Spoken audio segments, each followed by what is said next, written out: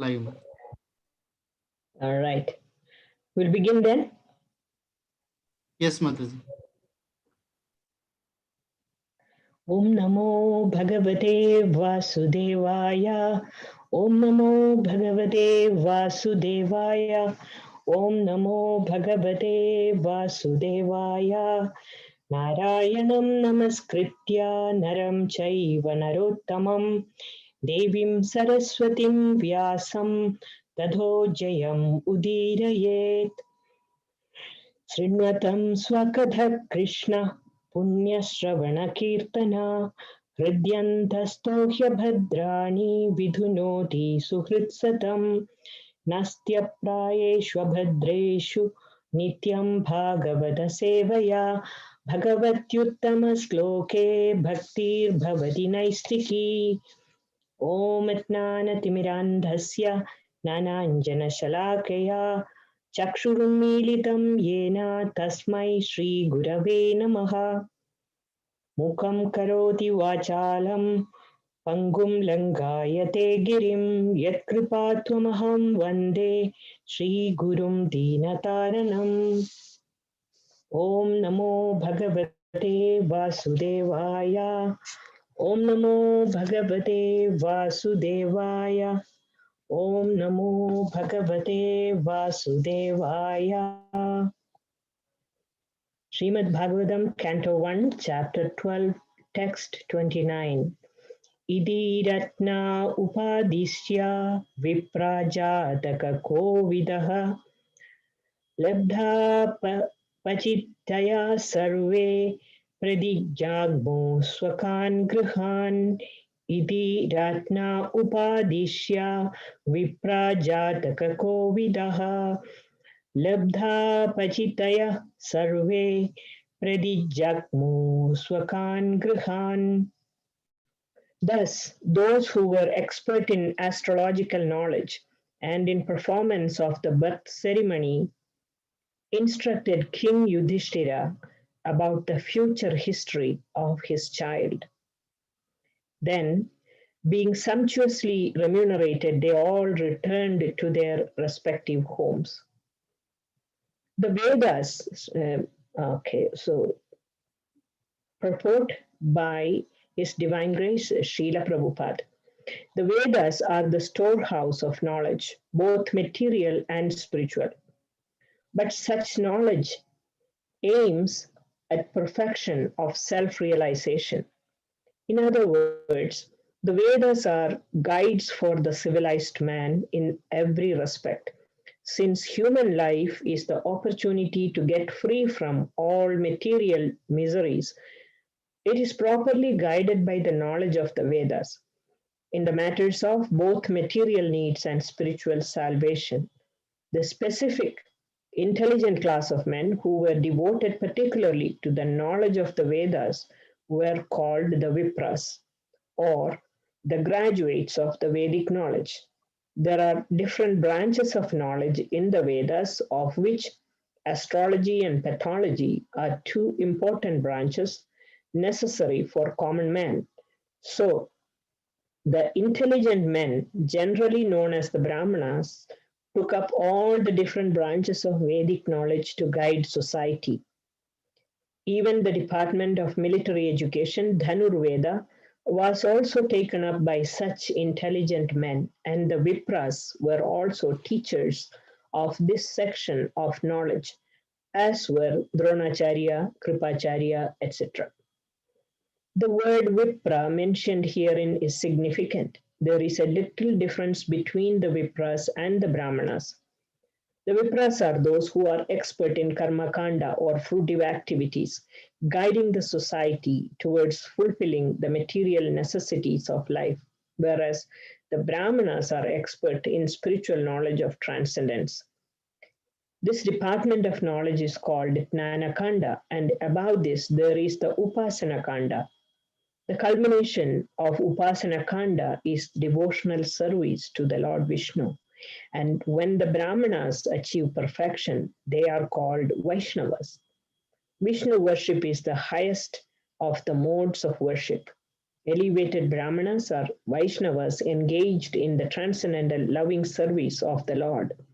And thus, Srimad-Bhagavatam, which is the science of devotional service, is very dear to the Vaishnavas. And as explained in the beginning of the Srimad-Bhagavatam, it is the mature fruit of Vedic knowledge and is superior subject matter about three khandas, namely Karma, Jnana, and Upasana. Among the Karma Kanda experts, the Jataka expert, Vipras, are good astrologers who could tell all the future history of a born child simply by the astral calculations of the time, Lagna. Such expert Jataka Vipras were present during the birth of Maharaja Parikshit and his grandfather, Maharaja Yudhishthira, awarded the Vipras sufficiently with gold, land, villages, grains, and other valuable necessities of life, which also includes cows. There is a need of such Vipras in the social structure, and it is the duty of the state to maintain them comfortably as designed in Vedic procedure. Such expert Vipras, being sufficiently paid by the state, could give free service to the people in general, and thus this department of Vedic knowledge could be available for all. Om Jnanatimirandasya Jnananjana Shalakaya Chakshur Unmilitam Yena Tasmai Shri Gurave Namaha. So, thank you all for being here.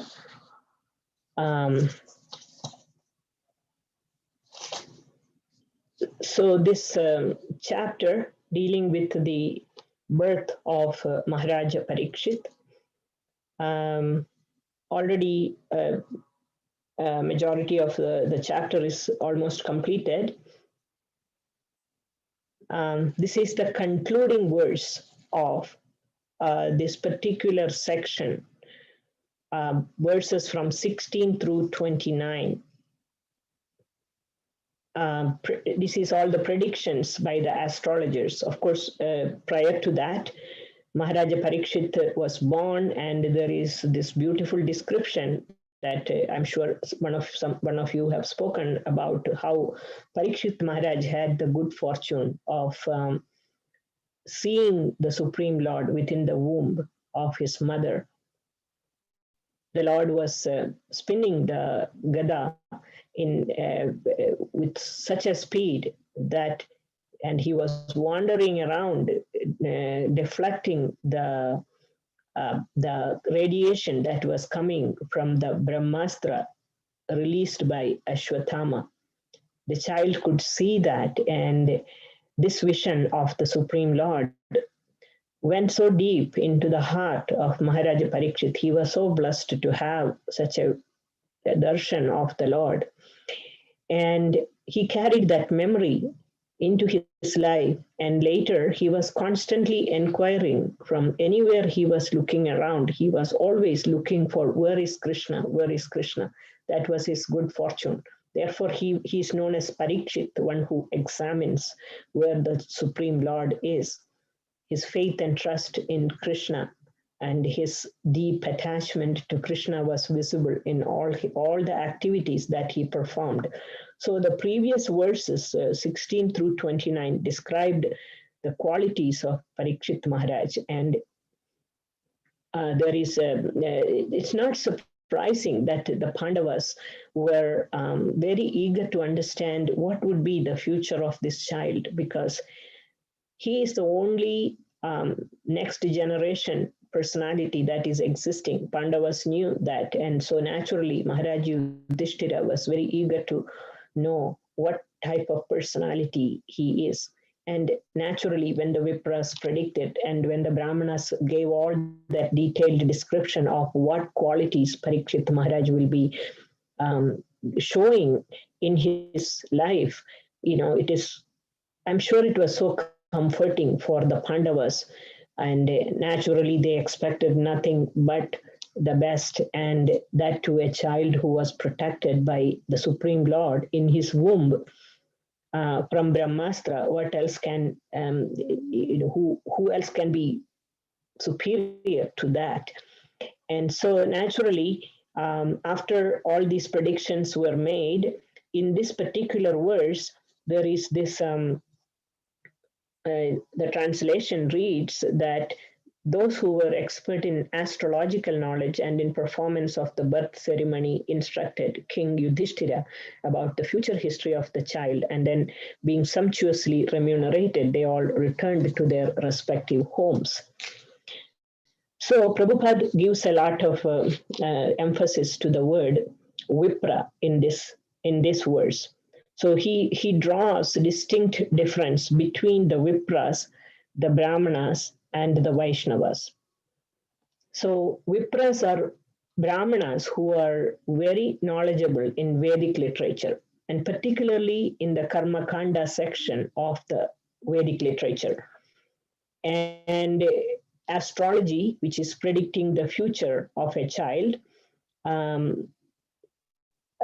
based on the position of the planet when the child is born, that is one part of it. And there are so many other branches which Prabhupada mentions. The purport is like so beautifully laid out. It is going from the purport so beautifully explains the details. Every single line is so well connected to the next. In fact, when you study this very carefully, like in any purport that Srila Prabhupada writes, he very clearly gives us the understanding of what a Vipra is, what is a Brahmana, what is a Vaishnava, and how all these different categories of people, what does it really mean? Why should Vipras be protected? Why should why one should not get stuck at the Karma Kanda section of the Vedas, and what is the ultimate purpose of the study of the Vedas? All of this is like very sequentially, very systematically described in the purport. In fact, each line is like Prabhupada's writing anywhere. When you look at it closely, you see with how much of a clarity of thinking the purport is presented. So Vipras are those Brahmanas who are expert in the Karma Kanda section of the Vedas. And Prabhupada writes that the Brahmanas are expert in transcendental knowledge, Jnana-kanda. And above that, within the Jnana-kanda section is the Upasana Kanda, which deals with worship, and within that Upasana Kanda, there is the worship of Vishnu. So in the Vedic society, Prabhupada is clearly saying that the kings, they supported the Brahmanas and the Vipras, so they never needed to support themselves. They need not worry about how to take care of their material needs. And because of that, they could use all their intelligence in a very effective way in serving the society. And for astrological calculations or Dhanurveda, Yajurveda, Ayurveda, all these, it requires a lot of brain power. And if the person who is doing this have to worry about where their sustenance is coming from, who is going to provide for them, their attention will be distracted. In Vedic times, because the kings took care of all their needs, they need not have worried about where this is all coming from, and they were able to fully focus on their service to the society. And this is how the Vipras were treated at that time. And then when this is the astrology and all these things that are mentioned here in the purport, this is part of the Karma Kanda section. So Vedas are laid out in such a way that one gets associated with the Vedas by following the Karma Kanda activities, which eventually takes one to the Jnana section. And within that Jnana section is the Upasana Kanda, which is worship of demigods and ultimately Vishnu. So in the Upasana Kanda, there is something called Pancha Upasana that is laid out in the Vedas. And Pancha Upasana is about worship of 5 different demigods. And the main entities who are worshipped in Pancha Upasana system is Vishnu, Shiva, and Devi. And then there is Ganesh and Surya. And there is also another system where one more Devata is added, which is Agni. So Pancha Upasana system, usually people who are much into Karma Kanda, they think that Pancha Upasana means just worship of the demigods. But interestingly, even within the Pancha Upasana system, there is ultimately worship of Vishnu. Vishnu is the beneficiary. And this many people do not understand. And in some places, there are so many references which says that Shankaracharya, for example, established Pancha Upasana. But interestingly, Shankaracharya, there are contradictions to that, which says that no, Shankaracharya is not the one who established. Because the reason is because Pancha Upasana is already there within the Vedas. Now, why would acharyas like that establish this kind of worship? Because it is there in the Vedas. It is meant for people who are interested in Karma Kanda activities. And so, naturally, to bring people into the path of the Vedas, great acharyas like Shankaracharya had established all the worship of various devatas, which comes under this category of Pancha Upasana. And there are like 33 million demigods.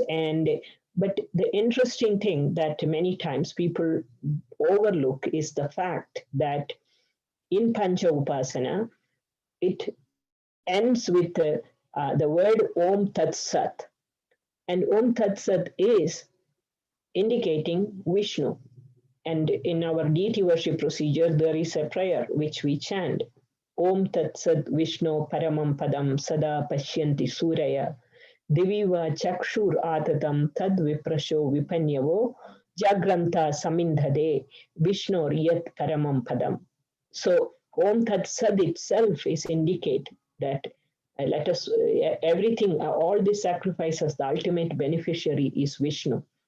So Karma Kanda activities or Karma Kanda, those who are interested in Karma Kanda type of part of the Vedas, many times they overlook that there is this Om Tat Sat included within that worship system, which indicates Vishnu. So in Bhagavad Gita, there is a verse which says, from the beginning of creation, the 3 syllables Om Tat Sat have been used to indicate the supreme absolute truth Brahman. They were uttered by Brahmanas while chanting the Vedic hymns and during sacrifices for the satisfaction of the Supreme. So Vedas are stressing this word Om Tat Sat, Om Tat Sat, Vishnu. So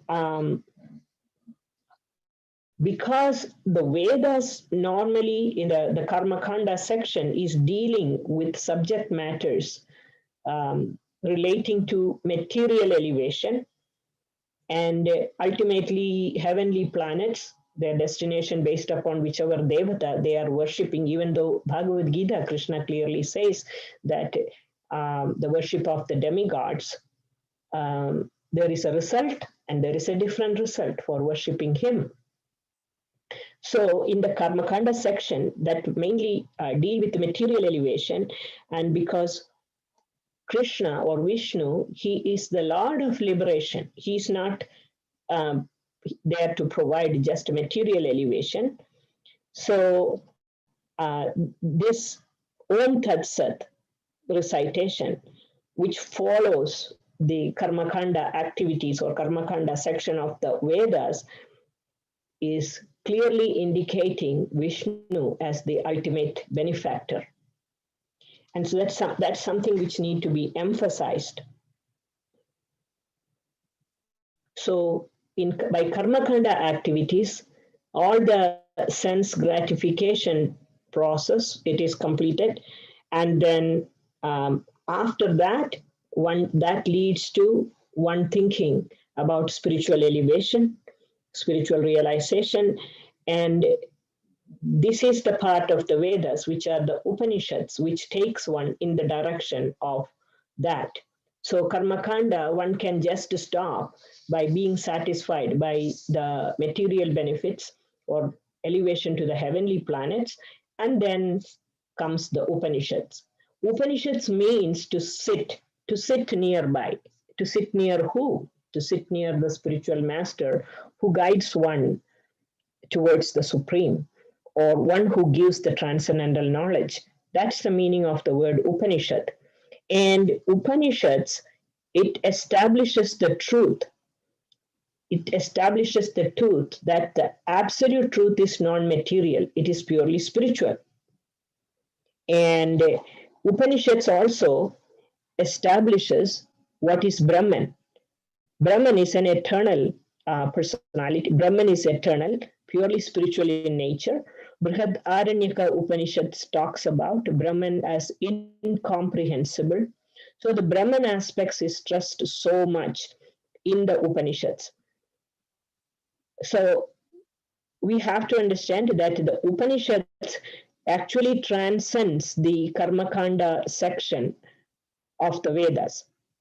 It's meant to elevate one from Karma Kanda to Jnana Kanda, and it is aim by the time one comes across Upanishad, the aim of the person who is studying Upanishad is no longer to satisfy material needs. It is not even for heavenly happiness. Ultimately, it is for spiritual realization. But what type of spiritual realization? That is a question. So, even though generally speaking, Upanishad is speaking a lot about impersonal Brahman and all that, they do not contradict the facts, or they do not contradict the Siddhanta given in Bhagavad Gita, where Krishna is directly speaking and he is a supreme person. Upanishad does not contradict that. There are so many quotes from Upanishads, like Shvetasvatara Upanishads is a common one. We always hear about the Lord has no legs and yet he walks. He has no arms, but he receives. He has no eyes, but he sees. And he has no sense, but material sense, in other words, but he can feel. And there are so many examples in real life of how the Lord has walked, the Lord has received offerings from the devotees, the Lord has interacted with people like a person. And so this clearly indicates that even the Upanishads, there are contradictory statements, but it never contradicts the Siddhanta that is given in Bhagavad Gita. And then there is a Pancharatra which explains that every Upanishad first present the Supreme Brahman as an impersonal. Supreme Brahman is impersonal. However, all of them come to the conclusion of the personal aspect. It is mentioned, in each Upanishads, personal and impersonal feature. We see it being described, Brihadaranyaka Upanishad, Shvetasvatara Upanishad. So another interesting, very important feature of Upanishads is it clearly speaks about the difference between Paramatma and the Jiva, the super soul and the soul. Manduka Upanishad speaking about the two birds sitting on a tree.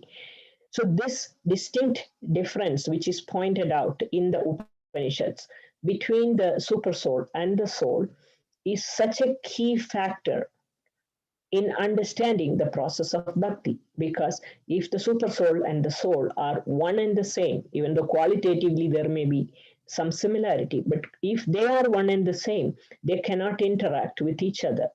But Upanishads clearly delineates this difference between the soul and the super soul, which is very essential in understanding the process of bhakti. One cannot express one's love for the other if both are the same person.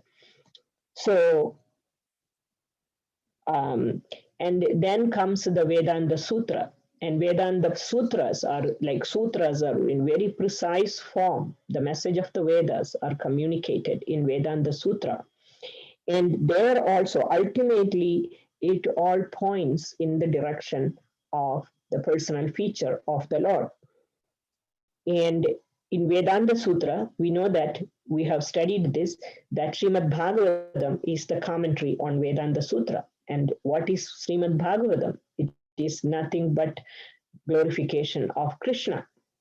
And so, among all the Puranas, now after the Upanishads and Vedanta Sutra comes the Puranas, which is also part of the Vedas, which is accepted now as part of the Vedas, and Srimad Bhagavatam, which is the Amala Purana, spotless Purana, describes only the glories of Krishna as a person. And so that's how we come to the understanding Vyasadeva, who is the author of both Vedanta Sutra and Srimad Bhagavatam, at the maturity of his knowledge, he composes Srimad Bhagavatam. And so that itself is conclusive truth, conclusive fact that all the Vedas, starting from Karma Kanda onwards, even though it may not be visible to the eye of someone who is strictly adhering to the practice of Karma Kanda, because of their limited knowledge, they may not be thinking very clearly about what is the Vedas all about.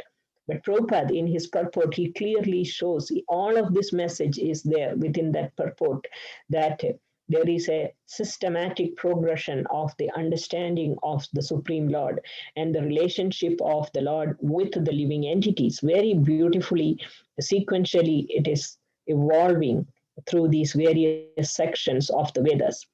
So, there is a word called Upasana. Upasana means Upasana is worship. Upasana also means to sit near in a humble, submissive mood to receive this Vedic knowledge. One example is that of Hanuman standing with folded hands in all humility and all respect, ready to receive any instruction from Lord Ram. This is Upasana, worship. But we can see that in the word upasana is very, very important, because upasana means worship and upasya means one who is worshipped. So in Srimad Bhagavatam, Parvati is asking Lord Shiva, what is the highest form of worship or highest form of upasana? And Lord Shiva answers, Aradhananam sarvesham Vishnur Aradhanam param. Vishnu upasana is the highest. Now, if you think about the Pancha Upasana, you can see Lord Shiva as well as Parvati. They are both part of the Pancha Upasana system. In other words, they are also worshipable. They are upasya. Both of them are upasya. And yet in this conversation between Parvati and Lord Shiva, Shiva is pointing out Aradhananam Sarvesham Vishnu Aradhanam. The one who is worshipped within the Pancha Upasana system is pointing towards Krishna as the object of worship. And that speaks volumes.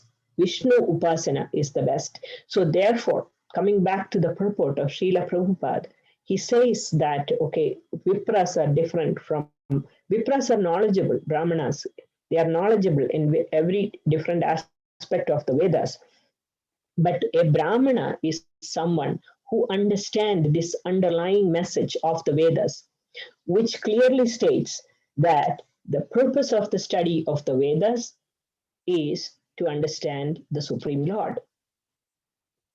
And so this is very, very beautifully explained by Lord Chaitanya Mahaprabhu. He further explains this. We have to remember Lord Chaitanya because his appearance day is coming very soon. And Lord Chaitanya speaks about the gopis. He says, Ramya Kaschit Braja Vadhur Upasanam. Braja gopis are doing the greatest upasana, the best upasana, because they are the best worshippers or the dedicated worshippers of the Supreme Lord Krishna. So, what is Lord Chaitanya saying? Lord Chaitanya is saying Krishna is the ultimate upasya, and gopis are the expert in worshipping the Supreme Lord.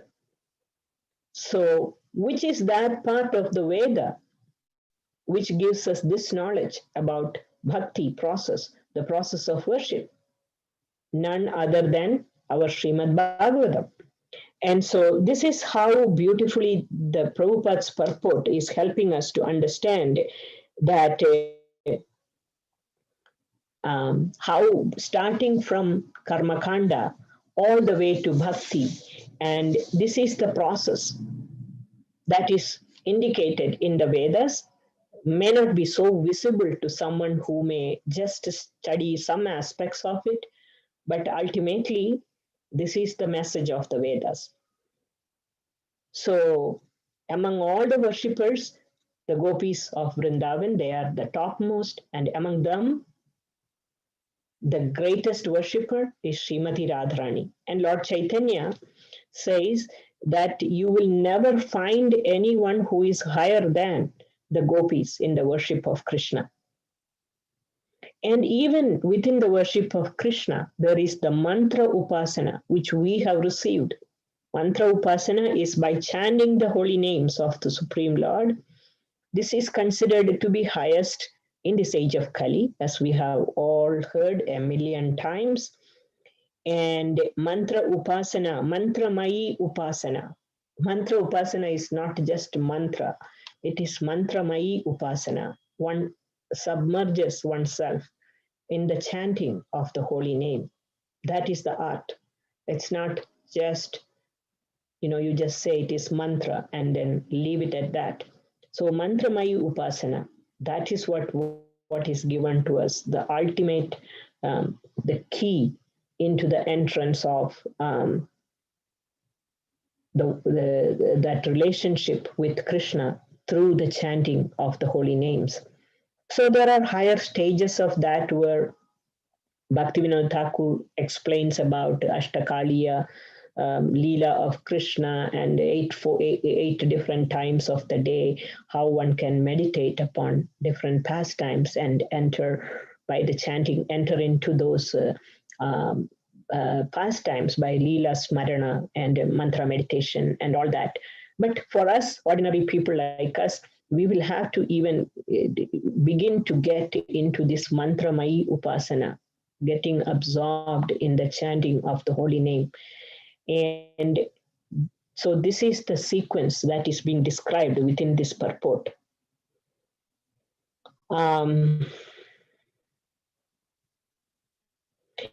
Then I think I will conclude this by pointing a couple of verses from Srimad-Bhagavatam. First canto, we have already covered the second chapter. And second chapter, sixth verse, talks about Savai Pumsham Paro Dharmo Yato Bhaktir Adhokshache Ahaituki Apratihada Yayatma Suprasidati.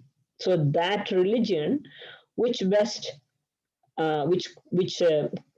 causes its followers to become ecstatic in the love of God, which is unmotivated, ahaituki, and apratihata, which is free from any material impediments, because this alone satisfies the self.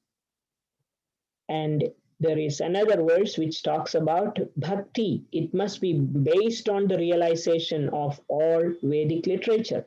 What that really means is the Vedic literature, which encompasses a lot of things, which is Karma Kanda to Bhakti Kanda section, which is Srimad-Bhagavatam. Vedic literature is composed of all these things. One must understand, digest, apply, and then practice and engage in the service. Sevon Mukhehi Jihwadav. So, Tat Shraddhajana Munayo Nana Vairagya Yuktaya Pashyandyatmanya Chatmanam Bhaktya Shruta Grihitaya. That's what it is. And 12th canto, Srimad Bhagavatam concludes Sarva Vedanta Saram Hi Sri Bhagavatam Ishyate tad rasamrita triptasya nanyatra syat rechit kvachit. Srimad-Bhagavatam is declared to be the essence of all Vedanta philosophy. One who felt satisfaction from its nectarian mellow will never be attracted to any other literature. So, this is the conclusion. So, Prabhupada very beautifully explains about the distinct difference between a Vipra, Brahmana, and Vaishnava. And that whole path is explained in detail within the purport. And everything points to the fact of worship of the Supreme Lord Vishnu. And so, with that, I will conclude. If anybody has any comment or discussion, please feel free to do so.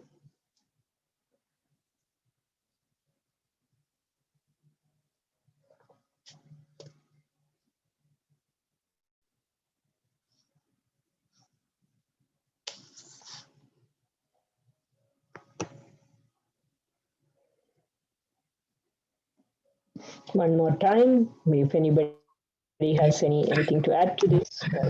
Like, Yeah. Yeah, Mathaji, one quick question. So generally, we don't see the transition happening in Varnashrama system from like Sudra to Vaishya and in the same lifetime. It is a kind of a, it looks like it is a different levels, but at the same time, if you talk about Daiva Varnashrama, it is not same. It is like at same level.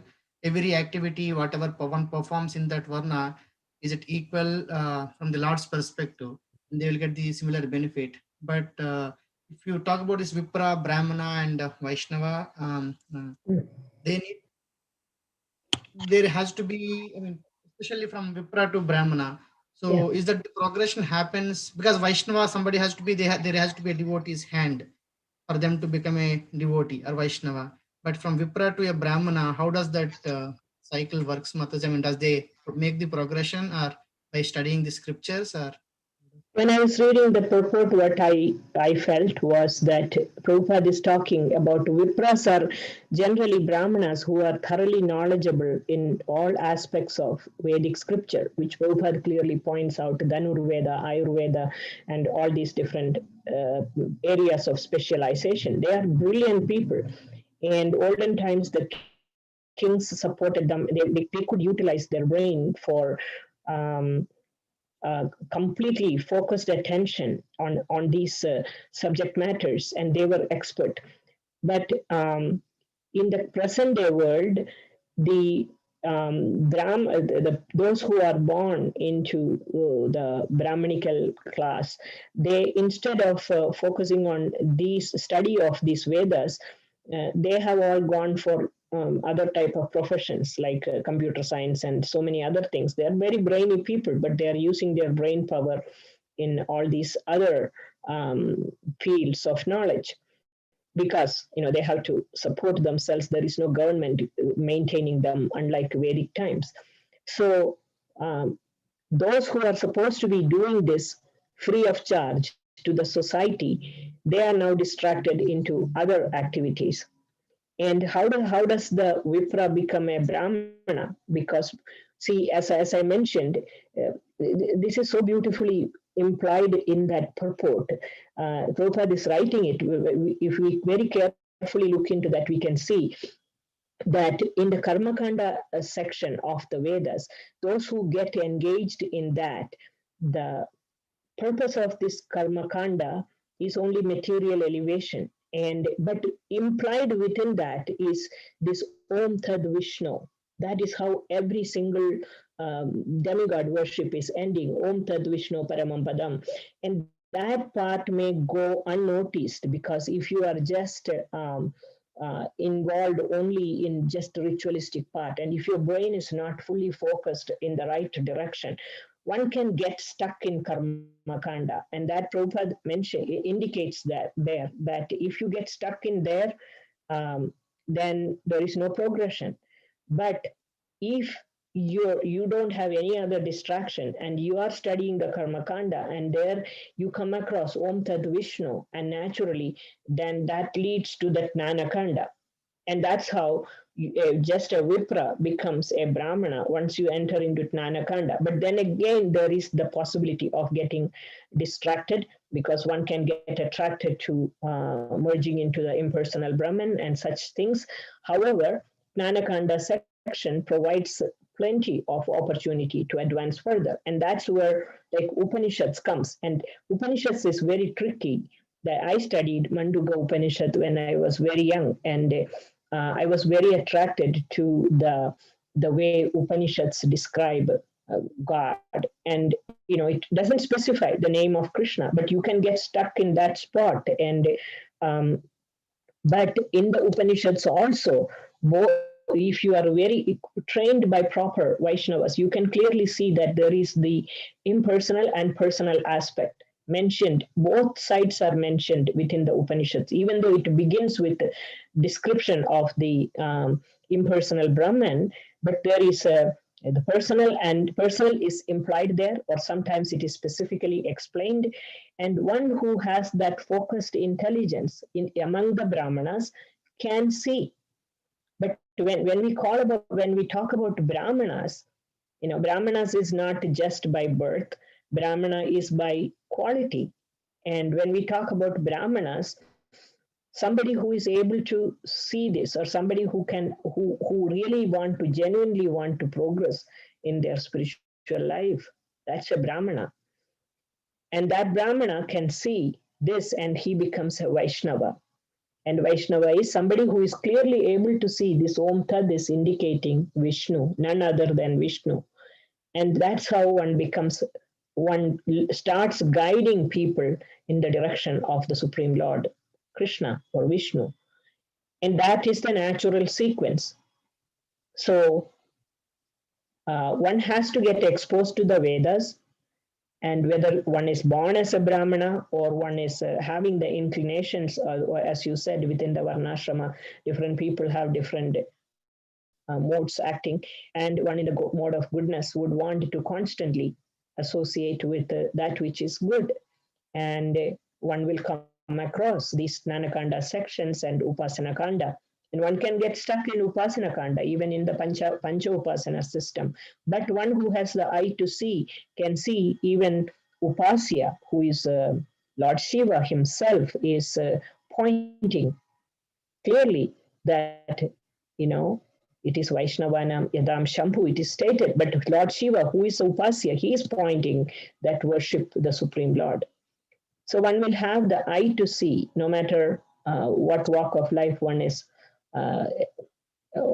born into, by the Brahmanas pointing one in the right direction. One Brahmana who is a Vaishnava associating with those who have these Vaishnava qualities, one will see what the Vedas are pointing. And that's how the progression happens. I don't know if that is what you are asking, but that's, is it your Yes, question? Mataji, thank you Is so that the much. question? Yeah, thank you so much, Mataji. All right. All right. So looks like that's it. And thank you all very much. Hare Krishna.